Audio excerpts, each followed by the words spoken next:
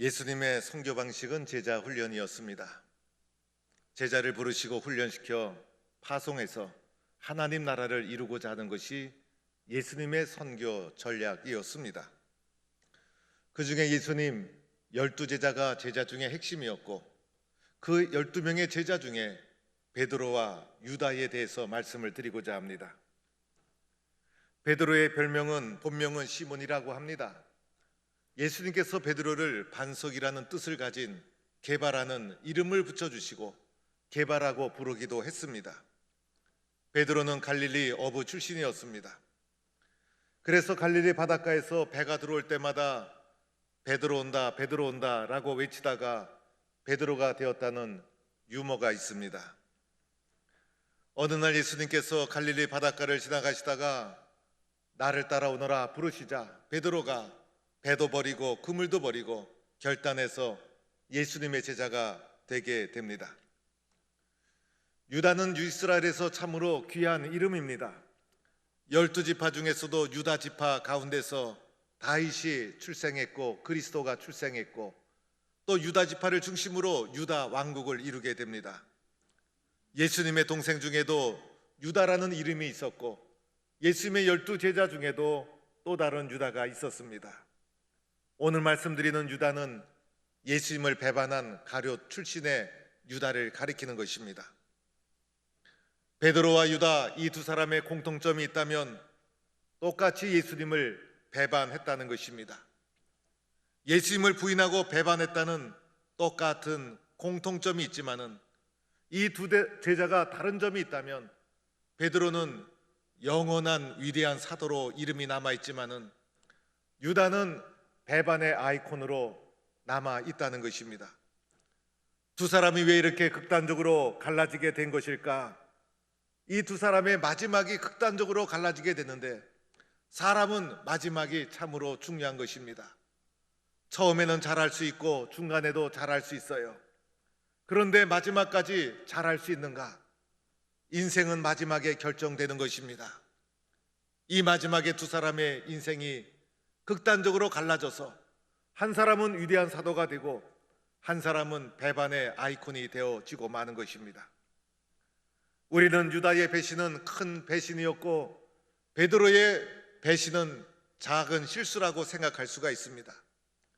그런데 살펴보면 베드로의 배신은 결코 작은 것이 아니라는 것을 알게 됩니다. 구약의 예로 살펴보면 구약에 욥이라는 인물이 나옵니다. 그런데 이 욥에 대해서 성경은 이렇게 말합니다. 그 사람은 온전하고 정직하여 하나님을 경외하는 자였더라. 이 사람은 동방 사람 중에 가장 훌륭한 자더라. 그와 같이 온전하고 정직하여 하나님을 경외하며 악에서 떠난 자가 없더라. 이것이 욥에 대한 하나님의 평가요, 성경의 평가인 것입니다. 그러자 사탄이 이렇게 말합니다. 욥이 어찌하여 까닭 없이 하나님을 경외하리이까? 어느 날 욥에게 시련이 오고 시험이 닥치고 욥의 재산이 다 사라지고 욥에게 병이 걸리면 욥도 할 수 없이 하나님을 욕하고 저주하지 않겠습니까? 그래서 하나님이 허락하에 사탄이 욥을 시험하기 시작합니다. 욥을 시험하는 목적은 욥의 입술로 하나님을 저주하라는 것이었습니다. 그러나 욥은 이 시험을 잘 이겨나가게 됩니다. 그만큼 입으로 하는 망령되이 일컫는 것, 입으로 하는 배신, 입으로 하는 저주, 가벼운 것이 아니라는 것입니다. 십계명 중에 제3계명, 너는 내 하나님 여호와의 이름을 망령되이 부르지 말라. 입술로 하나님의 이름을 망령되이 부르고 입술로 예수를 부정하고 저주하는 것, 결코 가벼운 죄가 아니라는 것을 말해주는 것입니다. 베드로의 배신이 결코 가볍지 않은 것은 또 하나의 이유가 있습니다. 베드로가 바로 가장 앞장섰던 제자였기 때문이었습니다. 가이사라 빌립보 지방에 갔을 때 예수님께서 제자들에게 너희는 나를 누구라 하느냐 물어보셨을 때 다른 제자들은 입을 다물고 있었지만은 침묵을 깨고 베드로가 주는 그리스도시요 살아계신 하나님의 아들입니다라고 앞장서서 신앙 고백합니다. 이 신앙 고백으로 얼마나 많은 칭찬과 인정을 받았습니까? 그뿐이 아니었죠. 만일 주님이시거든 나를 명하사 물 위로 오라 하소서. 예수님이 오라 부르시자 풍랑이는 바닷가 물 위로 발을 내디딘 사람이 베드로였습니다. 주여, 우리가 여기 있는 것이 좋사오니 만일 주께서 원하시면 내가 여기에 초막 셋을 짓되 하나는 주님을 위해서, 하나는 모세를 위해서, 하나는 엘리야를 위해서 짓겠사옵나이다. 이 모든 것 베드로의 말이었습니다. 심지어는 베드로가 이렇게까지 말하죠. 모두 주를 버릴지라도 나는 결코 버리지 않겠나이다. 제자 중에 가장 앞장서서 예수에 대한 열정과 사랑을 고백한 베드로였다는 것입니다. 믿었던 도끼에 발등 찍힌다는 말이 있죠. 베드로의 배신이 바로 이와 같은 배신이었어요.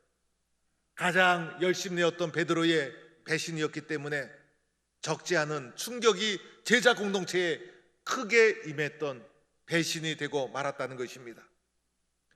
베드로가 예수님을 부인하는 과정을 보아도 유다의 배신 못지않은 것을 알게 됩니다. 마태복음 26장 17절에 베드로가 모든 사람 앞에서 부인하여 이르되 나는 내가 무슨 말을 하는지 알지 못하겠노라. 베드로의 부인은 혼자서 은밀하게 진행된 부인이 아니라 많은 대중 앞에서 공개적으로 나는 절대로 저 사람을 알지 못한다고 부인하는 공개적인 배신이었다는 것입니다. 이어지는 말씀 72절에도 보면 맹세하고 또 부인하여 이르되 나는 그 사람을 알지 못하노라. 이어지는 74절에도 보면 그가 저주하여 맹세하여 이르되 나는 그 사람을 알지 못하노라. 마태복음과 병행하는 마가복음에도 찾아보면 베드로가 저주하여 맹세하되 나는 너희가 말하는 그 사람을 알지 못하노라. 베드로의 부인은 공개적으로 많은 사람이 지켜보는 가운데 맹세하여 저주하여 완강하게 예수님을 부인하는 베드로의 부인의 모습을 보면서 베드로의 배신도 결코 작다고 말할 수 없다는 것입니다. 반면에 유다는 어떠했을까? 유다에 대해서 성경은 자세히 나와 있지 않아요. 유다가 어떻게 부름을 받았는지, 제자로서 어떤 활동을 했는지 단 알 수 있는 것은 그가 제자 공동체의 재정을 감당하는 자였다는 것입니다. 이걸 통해 추측할 수 있는 것은 제자 공동체 중에서도 비교적 학식이 있는 자요, 계산이 빠른 자요, 두뇌 회전이 빠른 자였다는 것을 알게 됩니다. 재정을 관리하면서 가룟 유다 때문에 재정에 사고가 났다든지 시끄러웠던 적이 한 번도 없어요. 이 모든 것으로 보아서 비교적 유다는 깨끗하고 성실하고 책임감 있는 사람이었다. 유다가 배신한 것은 돈 때문이었다라고 말하지만은 확실한 근거는 없어요. 그가 비교적 깨끗하고 의외로 성실하고 책임감이 강한 사람이었다. 예수님과 제자들의 공동체를 뒷받침해주는 섬김의 역할을 감당했기 때문에 베드로처럼 앞장서서 적극적으로 나서는 경우가 드물었지만은 특별히 나쁜 사람이라든지 범죄형이라든지 특별히 욕심이 많았던 사람이라고 말할 수 없다는 것입니다. 유다가 의외로 성실하고 괜찮은 사람일 수도 있다고 말할 수 있습니다. 이 두 사람의 공통점이 예수님을 똑같이 배반했다는 것, 또 하나의 공통점이 있다면 배반한 후에 똑같이 후회했다는 것입니다. 베드로도 예수의 말씀이 닭 울기 전에 내가 3번 나를 부인하리라 하심이 생각나서 밖에 나가서 심히 통곡하니라. 닭 울기 전에 3번 나를 부인하리라 라는 말씀을 듣고 가슴에 찔려서 밖에 나가서 심히 통곡하며 회개하고 후회하는 베드로의 모습. 베드로가 이 상처로부터 회복된 것은 삼계탕을 먹고 회복됐다는 말이 있어요. 믿거나 말거나입니다. 유다도 비슷하죠. 그때에 예수를 판 유다가 그의 정죄됨을 보고 스스로 뉘우쳐, 유다도 스스로 뉘우쳤어요. 내가 잘못했구나, 내가 잘못했구나. 유다도 곧 회개를 하고 뉘우치고 그래서 베드로와 유다의 또 하나의 공통점이 있다면 예수를 배반하고 나서 두 사람 모두가 후회하고 회개하고 뉘우쳤다는 것이었습니다. 그런데 문제는 이 이후에 달라지기 시작합니다. 두 사람의 마지막이 극단적으로 갈려지기 시작합니다. 오늘 읽은 말씀에 나오죠. 유다에 대해서 이렇게 말씀합니다. 유다가 은을 성소에 던져놓고 물러가서 스스로 목매어 죽으니라. 스스로 목매어 죽으니라. 비극적인 종말을 맞이하고 유다는 배신의 아이콘이 되고 맙니다. 그런데 베드로는 어떻게 되었을까? 베드로는 과거의 삶으로 돌아갔는데 그곳에서 부활하신 예수님을 만납니다. 예수님께서 베드로에게 시몬아, 네가 나를 사랑하느냐 물어보셨어요. 이때 베드로가 예수님을 실패하고 배반한 상처와 아픔이 있음에도 불구하고 주님, 저는 주님을 사랑합니다. 주님을 사랑하는 것 주님이 아시죠? 그러자 주님은 과거의 실패를 묻지 않고 내 양을 먹이라, 내 양을 치라 사명을 주셔서 베드로를 위대한 사도로 세워주셨다는 것입니다. 왜 이러한 결과가 주어진 것일까? 무엇이 두 사람을 이렇게 갈라 놓은 것일까? 도대체 이유가 무엇일까? 사랑하는 성도 여러분, 이 똑같은 두 사람이 갈라진 이유가 무엇일까? 왜 극단적으로 두 사람의 삶이 이렇게 갈라지고 달라지는 것일까? 이유가 어디에 있을까? 무슨 문제가 있는 것일까? 우리는 이것을 생각해 보아야 합니다. 두 사람이 인생이 극단적으로 갈라진 이유는 예수님을 어떻게 믿고 있느냐에서 갈라지게 된 것이었습니다. 베드로는 이렇게 신앙 고백했죠. 주는 그리스도시요 살아계신 하나님의 아들입니다라고 고백하고 믿었습니다. 베드로의 심령 속에는 예수님은 그리스도다, 예수님은 하나님의 아들이다, 그렇게 고백하고 베드로는 믿었던 것입니다. 예수님을 예수님으로 그대로 받아들였습니다. 예수님이 말씀하실 때 그 말씀을 진실로 받아들였습니다. 예수님을 있는 그대로 수용했습니다. 예수님 말씀대로 예수님을 믿었습니다. 이것이 예수님에 대한 베드로의 태도였던 것입니다. 그러나 유다는 자기 생각으로 예수님을 따랐던 것입니다. 유다는 예수님에 대한 신앙 고백이 없었던 자에 의심하는 도마마저도 나의 주님이시요 나의 하나님이시니다 신앙 고백하지 않았습니까? 유다에 대한 말씀을 살펴보면 고백이 없습니다. 열심히 섬겼지만은 고백이 없어요. 자신의 생각으로 예수를 따랐다는 것입니다. 예수님을 누구로 믿고 있는가? 예수님을 하나님의 아들로 믿고 있는가? 예수님을 그리스도로 고백하고 믿고 있는가? 예수님만이 나를 구원하시는 참된 구원자로 나는 영접하여 믿고 있는가? 믿음의 차이, 고백의 차이가 베드로와 유다 두 사람을 마지막에 갈라 놓았다는 것입니다. 두 사람 똑같은 제자였어요. 똑같이 예수님을 부인하는 실패를 경험했어요. 똑같이 회개하고 뉘우쳤어요. 그러나 두 사람을 갈라놓은 것, 예수님에 대한 신앙의 고백, 예수님을 어떻게 믿고 있는가, 이것이 두 사람을 갈라놓았던 것입니다. 베드로의 가슴 속에는 주님은 그리스도시요 살아계신 하나님의 아들입니다라는 고백이 비록 실패하고 쓰러지고 넘어졌어도 그 심령 깊이 그 고백이 살아있었던 거예요.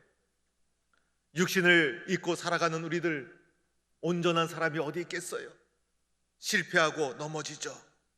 연약한 존재가 아닙니까? 세상에서 두렵고 불안한 일들이 얼마나 많이 일어납니까? 예수님이 잡혀갈 때 십자가 길로 걸어가는 길이었어요. 그 현장에 있었던 제자들 얼마나 두려웠는지 다 도망갔어요. 베드로는 차마 도망갈 수 없어서 멀찍이 따라갔어요. 따라가는 베드로의 모습, 공포와 두려움이었어요. 남의 일이라고 우리는 쉽게 얘기할 수가 있어요. 나 같으면 어떻게 되었을까? 보통 두려운 일이 아니었어요. 떨리는 일이었어요. 그러던 중에 어떤 사람이 베드로를 알아보는 것이었어요. 너도 저 예수랑 같은 당이 아니냐? 베드로는 살고 싶었던 것입니다. 두렵고 떨리는 일이었어요. 그래서 이 위기에서 벗어나기 위해서, 살기 위해서, 목숨을 유지하기 위해서 나는 저 사람을 모른다. 나는 저 사람을 모른다. 완강하게 부인했던 것입니다.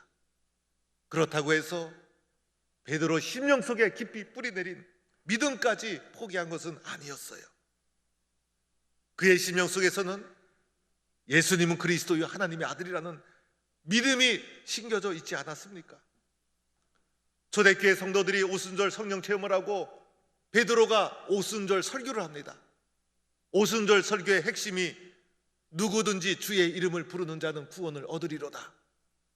그리고 너희가 십자가에 못 박은 이 예수를 하나님이 주와 그리스도가 되게 하셨느니라. 복음을 선포합니다. 어느 날 갑자기 나온 것이 아니에요. 예수님을 하나님의 아들 그리스도로 믿는 믿음이 심겨져 있었고 부활과 성령의 체험을 통해서 구체화되고 이것이 복음으로 세상에 선포되고 베드로의 복음 선포로 교회가 형성되게 된 것입니다. 반면에 유다는 예수님에 대한 고백이 성경에 나오지 않죠. 자기 생각으로 예수님을 따랐던 거예요. 예수님이 자기 생각대로 움직여 주길 원했어요. 나 중심으로 예수 믿은 것입니다. 유다는 예수의 말씀 수없이 듣고 이적과 표적을 체험했어도 자기 생각을 버리지 못했어요. 예수님이 이스라엘을 정치적으로 로마의 학정에서 백성을 구원해 줄 정치적 메시아니즘으로 예수를 기대했어요.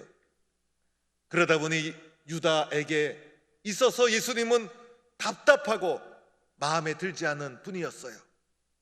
요한복음 12장에 값비싼 향유를 가지고 나와 예수님 발 앞에 붓고 눈물로 씻는 여인의 모습을 보고 어찌하여 300데나리온을 팔아 가난한 자들에게 주지 아니하였느냐라고 하면서 분노하고 격분했던 것, 자기 생각으로 예수님을 따랐기 때문이었어요. 유다는 항상 자기 생각, 자기 판단, 자기 의가 먼저였어요. 유다에 대해서 말씀이 나올 때 항상 동반돼서 나오는 단어가 있어요. 스스로 무엇이든지 자기 스스로 결정하는 자였어요. 그러다 보니 예수님에 대한 불만이 쌓여갑니다. 그 틈을 마귀가 파고든 것입니다. 예수님은 유다에게 많은 기회를 주셨죠. 유다가 돌아올 수 있도록 회개의 기회를 끊임없이 주셨어요. 보라, 나를 파는 자의 손이 나와 함께 상 위에 있도다. 유다는 알았을 거예요. 예수님의 말씀이 나에게 기회를 주는구나. 오늘도 주님은 우리에게 기회를 주고 있는 거예요. 유다는 그것을 알았을 거예요. 예수님이 또 이렇게 말씀하셨죠. 내가 떡 한 조각을 적셔다 주는 자가 크니라 하시면서 떡을 적시어 유다에게 주셨어요. 이 떡을 받은 유다의 심정이 어땠을까? 돌아오라 유다야. 예수님이 회개의 기회를 유다에게 주시는 것이었어요. 유다는 회개하지 않았어요. 드디어 예수님의 얼굴을 쳐다보며 랍비여 저는 아니지요 뻔뻔하게 양심의 가책 없이 예수님께 대응한 사람이 유다였어요. 이 모든 것 예수님을 어떻게 생각하느냐, 예수님을 어떻게 믿고 있느냐에서 갈라지고 있다는 것입니다. 예수님을 어떻게 믿고 있는가? 하나님의 아들이요 그리스도로 믿고 있는가? 여기에서 같은 제자였지만은 두 사람의 차이가 나고 있다는 것입니다. 변화산으로 예수님이 베드로를 동행한 것, 겟세마네 동산에 기도할 때 베드로를 특별히 챙겨간 것, 베드로가 실패하고 연약한 인간임을 알았지만은 그 속에 예수님에 대한 믿음의 고백을 주님 하셨기 때문에 동행했던 것입니다. 베드로와 유다는 예수님에 대한 고백에 차이가 난 것이었어요. 베드로는 예수님을 절대적인 구원자, 하나님의 아들 그리스도로 믿었기 때문에 비록 실패하고 넘어졌어도 회개할 수 있었어요. 그리고 또다시 순종할 수 있었어요.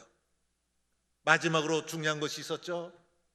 예수님의 용서를 경험했어요. 예수님의 용서를 경험했어요.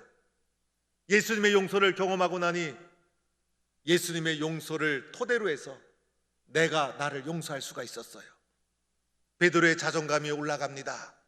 실패를 듣고 사명을 붙잡게 됩니다. 위대한 사도가 될 수 있었던 것입니다. 예수님을 그리스도로 붙잡고 있었기 때문이었습니다. 그러나 유다는 자기가 자기를 용서할 수 없었어요. 예수님의 용서를 경험할 수가 없었어요. 자기가 주인이었기 때문이었습니다. 유다는 자기를 믿는 사람이었어요. 그래서 결국은 실패하고 말았던 것입니다. 사랑하는 성도 여러분, 코로나 시대가 장기화되면서 오늘 우리에게 필요한 것이 무엇일까?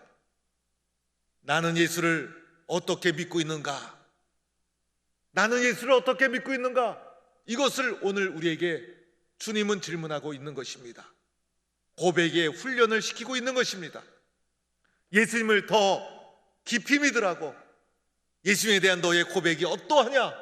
이것을 우리에게 묻고 있다는 것입니다. 코로나 시대가 장기화되면서 교회는 모여야 교회가 되는데, 얼굴을 대면하고 예배를 드려야 예배가 되는데, 예배도 자유롭게 드릴 수가 없습니다. 전반기 때는 구역장을 통해, 조직을 통해 성도들을 견인해 갔는데 장기화되면서 모든 성도가 지쳐버리고 말았습니다. 이제는 개인이 결단할 때입니다. 개인이 결단할 때입니다. 개인이 응답할 때예요. 개인이 순종할 때예요. 개인이 코로나 상황이 장기화되면서 하나님 앞에 스스로 결단해야 됩니다. 나는 예수를 어떻게 믿고 있는가? 오늘 이 시대는 예수님에 대한 믿음을 시험하고 있는 것이에요. 더 깊이, 더 단단하게 예수님에 대한 신앙의 고백을 우리는 다져야 합니다. 예수님은 하나님의 아들이요 나를 구원해 주신 절대적인 구원자로 믿는다면 우리는 다시 일어설 수 있습니다. 적당히 믿어서는 안 됩니다. 흘러가는 세월에 맡겨서도 안 돼요. 시간이 해결해 주겠지 그렇게 생각해서도 안 돼요. 막연히 되겠지라는 희망만 가져서도 안 돼요. 움직여야 되고 고백해야 됩니다. 내 생각대로 무언가 하려고 몸부림쳐도 그것이 중요할 수 있어요. 더 중요한 것은 예수님에 대한 믿음을 꼭 붙잡는 것입니다. 예수님을 예수님으로, 절대적인 구원자로, 그리스도로 고백하고 믿는가? 여기에서 내가 베드로의 길을 가는가, 유다의 길을 걸어가는가가 결정되어지는 것입니다. 오늘 우리는 마음속으로 이렇게 다짐해야 합니다. 나는 어떠한 상황에서도 예수만을 의지하겠습니다. 예수님만이 나의 그리스도가 되심을 나는 믿습니다. 오늘 외적인 상황, 내적인 여러 가지 어려움 속에서도 나의 인생의 참된 인도자는 오직 그리스도 예수님이십니다. 나는 예수님을 하나님의 아들이요 그리스도로 믿습니다. 또 다지고 또 다져서 깊이 있고 단단한 믿음으로 일어서는 성도가 될 수 있기를 축원합니다.